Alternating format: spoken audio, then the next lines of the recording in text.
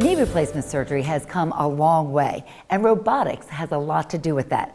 Joining me now is orthopedic surgeon Dr. Fabio Orozco, medical director of Orozco Orthopaedics. First of all, how do robotics work? Well, thank you, Robin. The way the robotics works is we do a 3D CT scan, and with that 3D CT scan, we're able to template the knee replacement on this patient. So basically, we can do about almost half of the surgery before we even make any incision.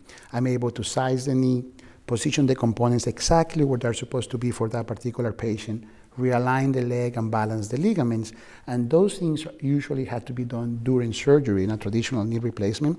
All those things we can do before we even make any cuts. After that, we're able to go inside the knee, don't cut the tendon, be less invasive with the tissues, which is just part of surgical technique, and then the cuts are done with a robotic arm. What that robotic arm brings is tremendous precision, and that allowed us to use components that are different than the traditional components. We can use components that are cementless, so there is no need to use glue to attach the components. So that's basically the process. Is in general less invasive.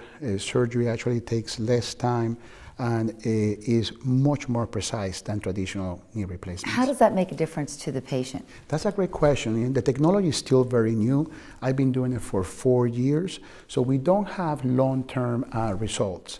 But because it allowed us to use implants that don't require cement, the idea is that these components can last for a longer time because it's a biological attachment instead of glue.